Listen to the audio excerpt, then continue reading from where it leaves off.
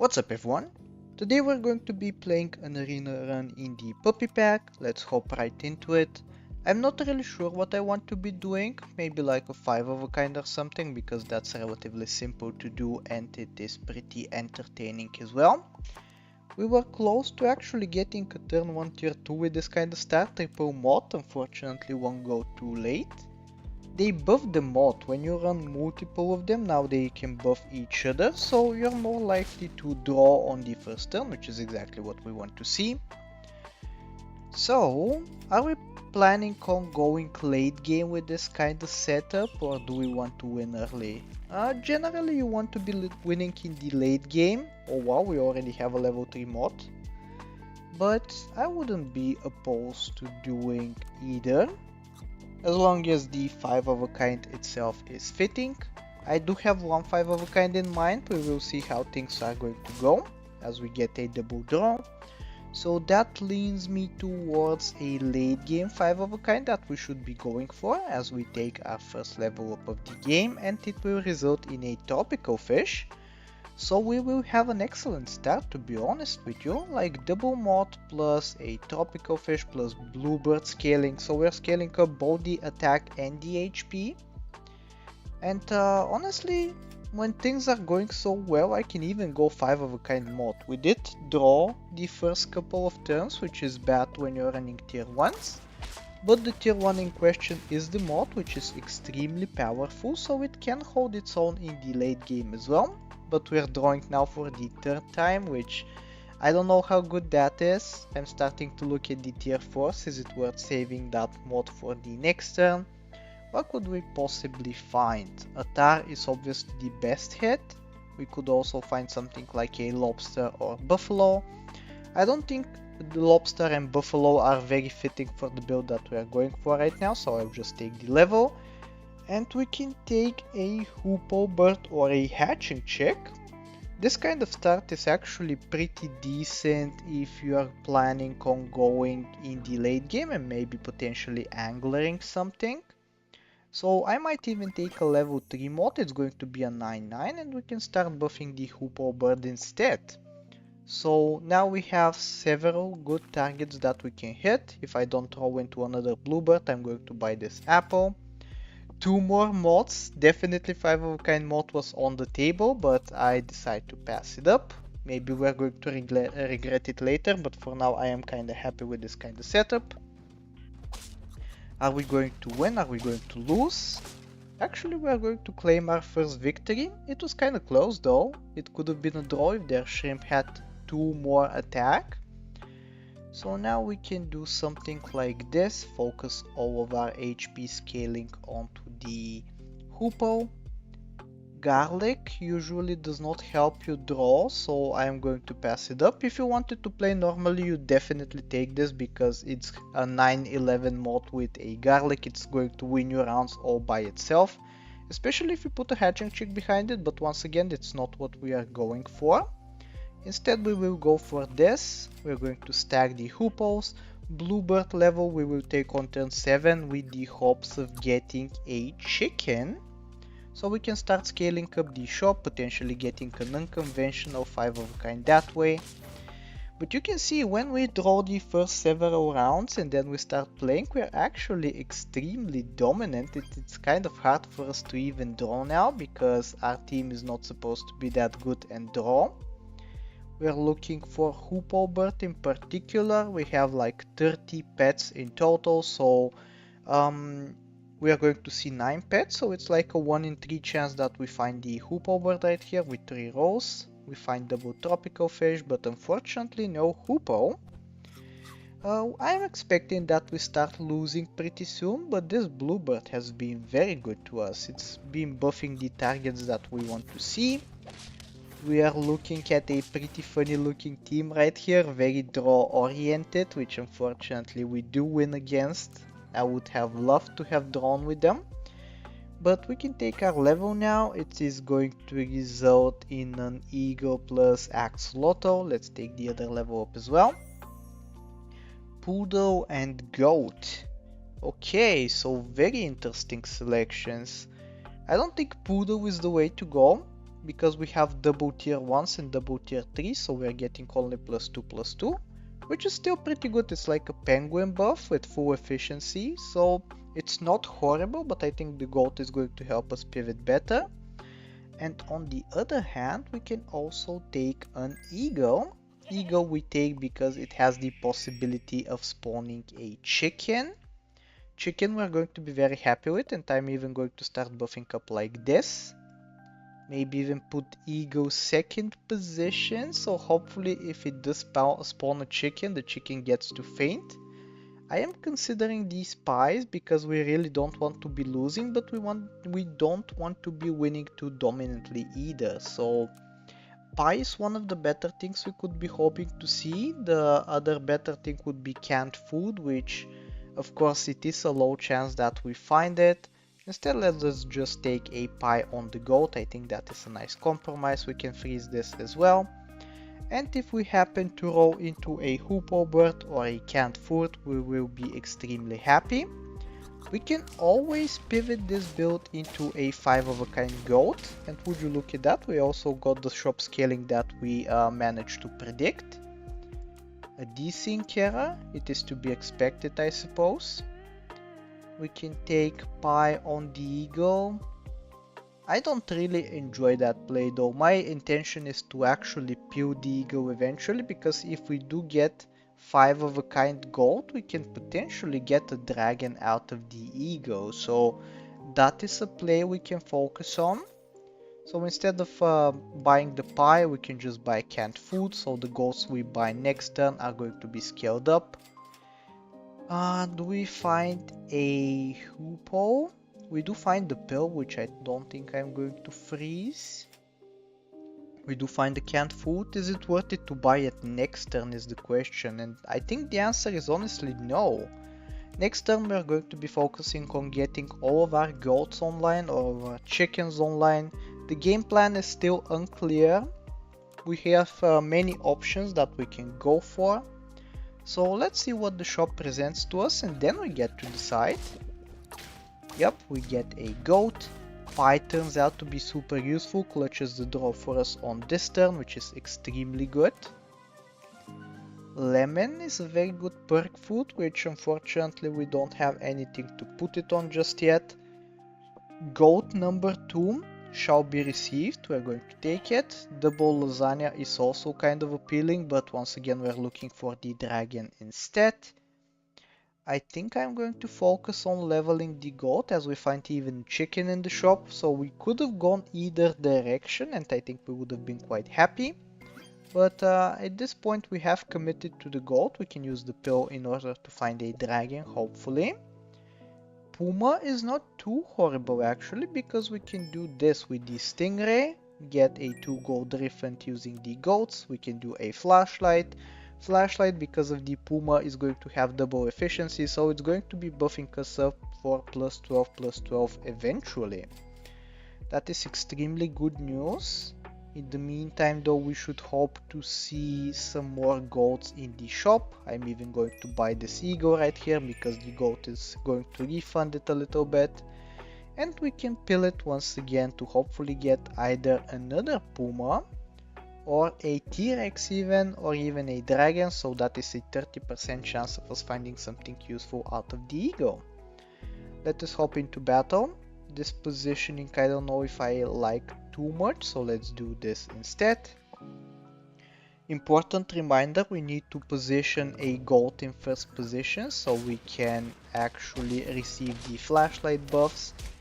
Here we are going to be losing as expected, but we did preserve all of our hearts, so we can afford to play a little bit greedy. We can take the pill right here. Let's see what we're going to find. It is another Puma, so our little gamble paid off. We're going to be receiving +80/+18 out of this flashlight. Absolutely ideal.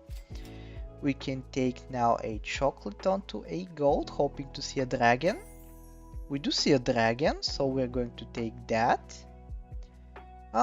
It is a little bit questionable what I am about to do, because I am going to take the dragon but only freeze these tier 1s instead of buy selling them for now, because we want to extract the value out of the Pumas. And yeah, I guess we're going to freeze as many as we can find, and next time we can start buying them. Even this lasagna right here is kind of appealing.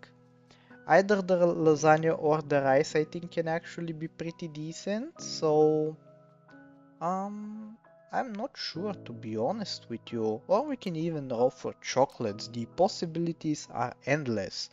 I honestly think that the rice is going to be better efficiency for us, so I'm going to do just this. Plus 18, plus 18 for us to receive next turn. We're most likely losing on this turn, however, which is to be expected once again. Yep, not even close, but it is as we drew it up. We are not sweating at all. So here we go, let's receive our massive buff. 18, 18, now this goat is the biggest unit on the team. We can start selling. We can start buying. Maybe I should not have sold all of these at once, because now we're receiving diminished dragon buffs. But at the same time, I kind of want to free up a shop slot in order to find goat number 3. And as soon as we find that, I think we'll be in an excellent spot. But for now, this beaver can stay. Tennis ball can be quite useful because it can pop melons or even a trigger of the lemon. Even something like a coconut actually, it can help you out with. So we're going to take that. Half level on the dragon. We take one another ferret to reset the toy, not that it really matters. Call it a turn. This team is surprisingly strong for turn 11. It does not have any in-battle abilities, but it does have pretty decent stats and a melon, so that frontline goat can potentially clear out entire teams, and we can see it doing just that. Absolutely perfect. We do need to find the rest of the goats though if we want to be succeeding with this 5 of a kind. I am not going to pass up a beetle however, because it is 2 gold that we're receiving. Actually 3 gold, so we are actually making money by doing this.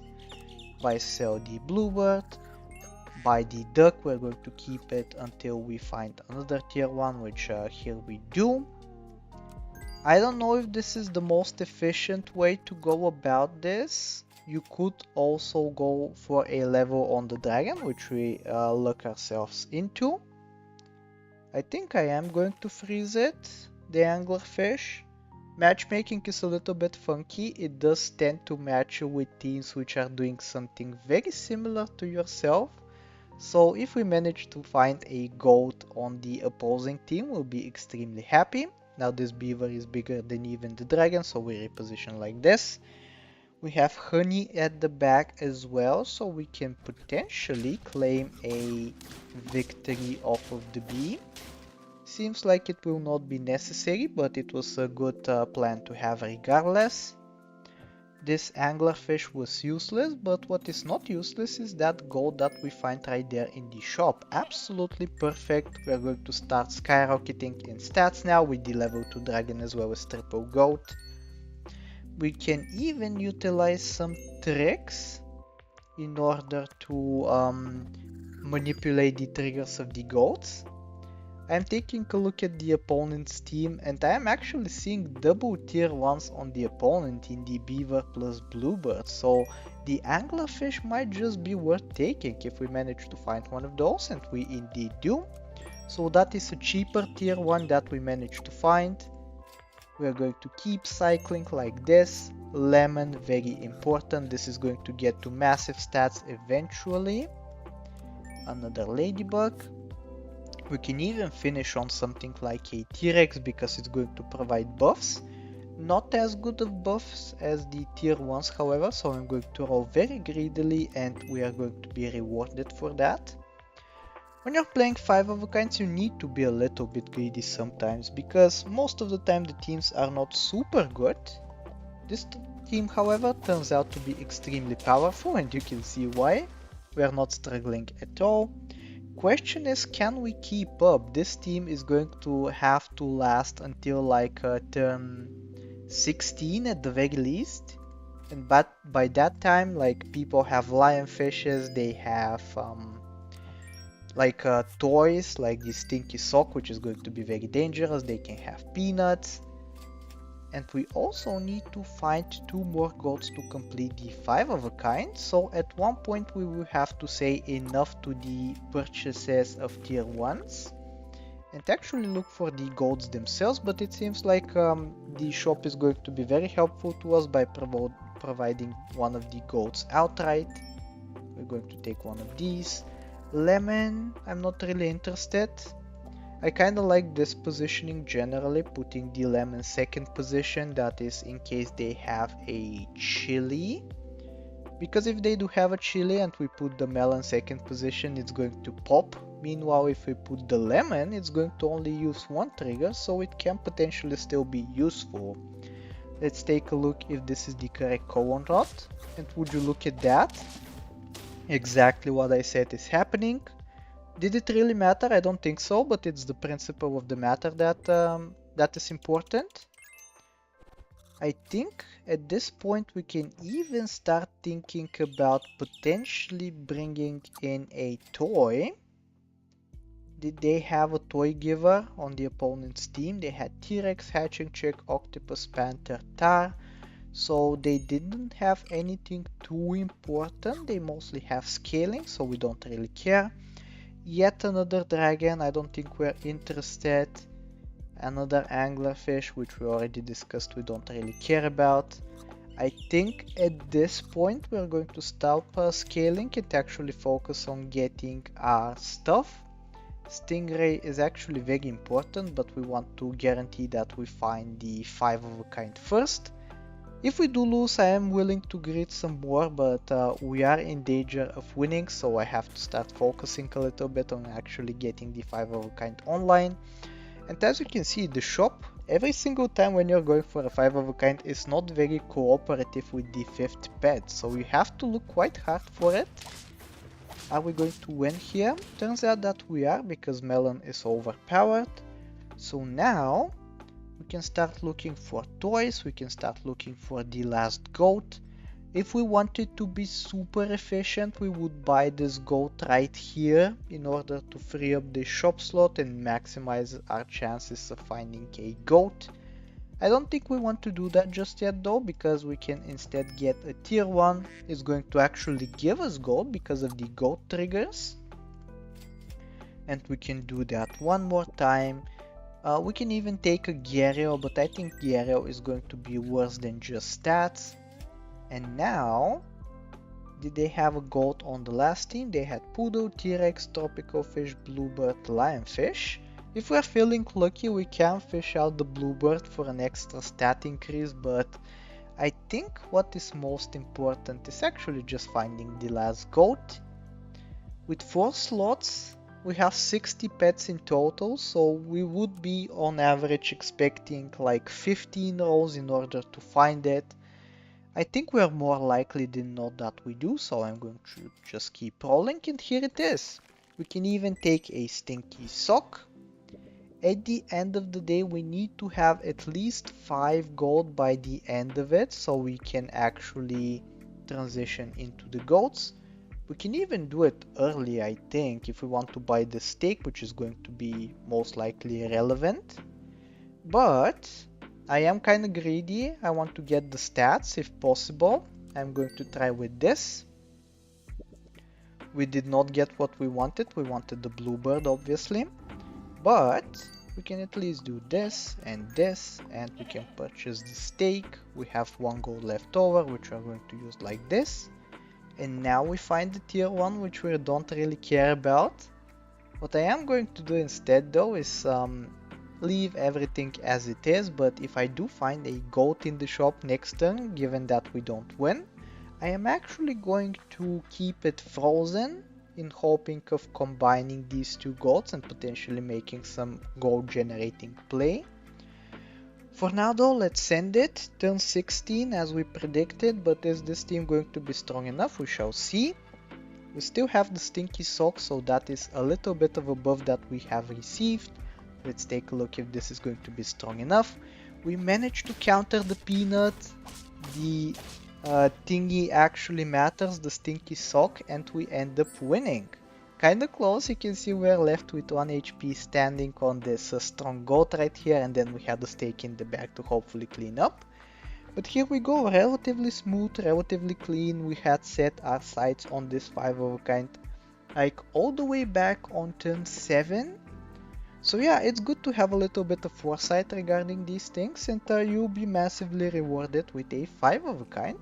So I really hope you enjoyed today's video, and if you did, I really hope that you like, sub, do all the generic stuff, and I will talk to you next time. Take care!